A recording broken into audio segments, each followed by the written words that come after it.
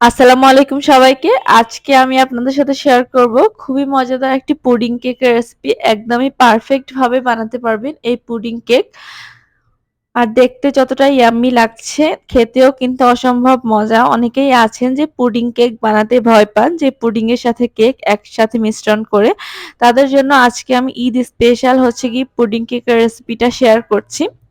প্রথমে আমি ক্যারামেল বানিয়ে নিচ্ছি। প্রথমে ক্যারামেলের জন্য আমি 1/4 কাপ চিনি নিয়ে নিয়েছি। আর এখানে কোনো ধরনের পানি ব্যবহার করব না।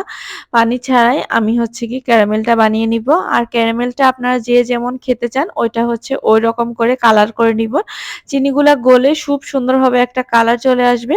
কালার আসলে আমি এরকম কালার রাখতে চাচ্ছি। তারপর পুডিং এর মোল্ডটাতে আমি সবগুলো ক্যারামেলটাকে ঢেলে নিচ্ছি। ঢেলে এটাকে খুব সুন্দরভাবে ঠান্ডা করে নিব। আর এদিকে আমি পুডিংটার জন্য পুডিং বানিয়ে নিচ্ছি। আর এখানে হচ্ছে গিয়ে ২ টা নরমাল টেম্পারেচারে রাখা ডিম নিয়েছি। আর 1/4 কাপ পরিমাণে চিনি নিয়েছি। আর ডিমটাকে অবশ্যই নরমাল টেম্পারেচারেই থাকতে হবে। আর চিনি আমার মনে হয় ২ টার জন্য এটা পারফেক্ট হবে। আর ভ্যানিলা এসেন্স দিয়ে দিয়েছি 1/2 টিস্পুন। সবগুলোকে খুব ভালোমতো মিক্স করে নিব চিনিটা একদমই গলে যাওয়া পর্যন্ত। চিনিটা খুব সুন্দরভাবে গলে যাওয়ার পর আমি হচ্ছে গিয়ে এখানে দুধ ব্যবহার করব। ১ কাপ পরিমাণে দুধ নিয়েছি। দুধটাকে আগেই আমি ঘন করে নিয়েছিলাম। এজন্য হচ্ছে গিয়ে পুডিংটা অনেক বেশি হবে। আর যাদের হচ্ছে গিয়ে পুডিং কেকটা হতে চায় না তারা ডিম ব্যবহার বেশি করবেন। তাহলে হচ্ছে গিয়ে তাদের পুডিংটা একদমই কেকের সাথে পারফেক্ট হবে। নেক্সটে আমি কেকের জন্য মিশ্রণ বানিয়ে নিচ্ছি। এখানে হচ্ছে গিয়ে কুসুমটাকে প্রথমেই আলাদা করে নিয়েছি, দেখতেই পাচ্ছেন।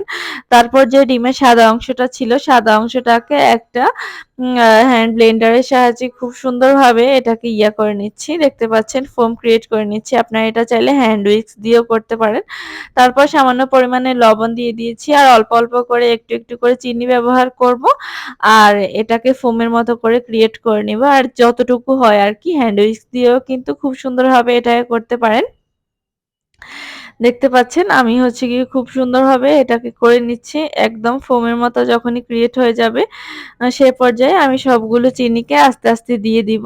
আর কেক বানানো খুবই সহজ। আমরা যারা কেক বানাতে পারি তারা তো আমরা জানবই। তারপর হচ্ছে গিয়ে এখানে কুসুমটা দিয়েও হচ্ছে গিয়ে একটু ভালোমতো মিক্স করে নিচ্ছি সবগুলোর সাথে।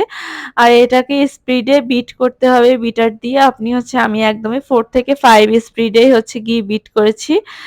এই যে দেখতেই পাচ্ছেন এ পর্যায়ে আমি মানে সব ধরনের শুকনো উপকরণ ব্যবহার করব। শুকনো উপকরণ ব্যবহার করার আগে আমি ছেঁকে নিব এগুলাকে ছালনি দিয়ে। তারপর প্রথমে ১ টেবিল চামচ আমি বেকিং পাউডার ইউজ করেছি। আর হাফ কাপ হচ্ছে গিয়ে ময়দা দিচ্ছি এখানে। 1/2 কাপ ময়দাই এটার জন্য পারফেক্ট হবে।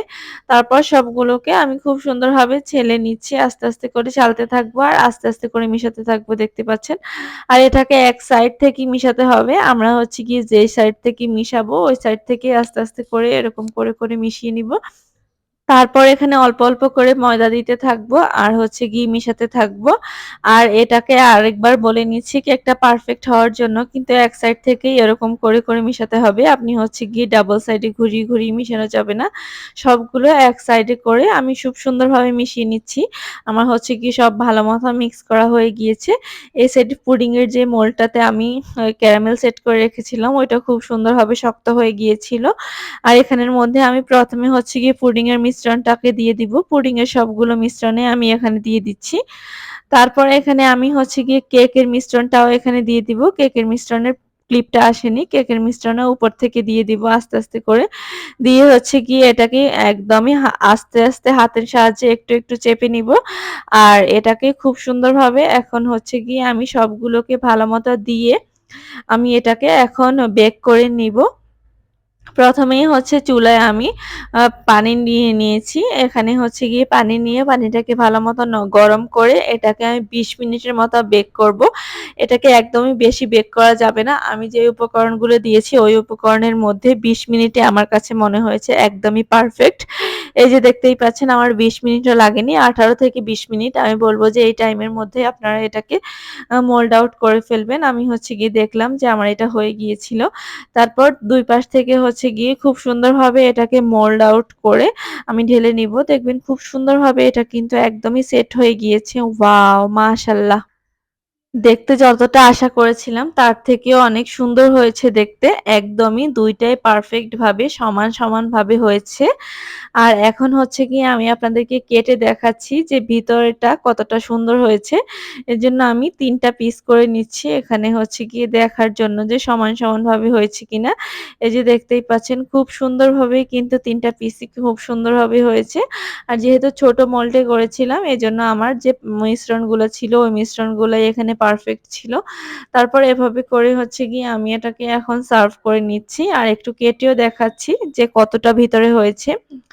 আর আজকের রেসিপি এই পর্যন্তই। রেসিপিটা অনেক বেশি মজা হয়েছে। আপনারা বাসায় একবার হলেও ট্রাই করে দেখতে পারেন।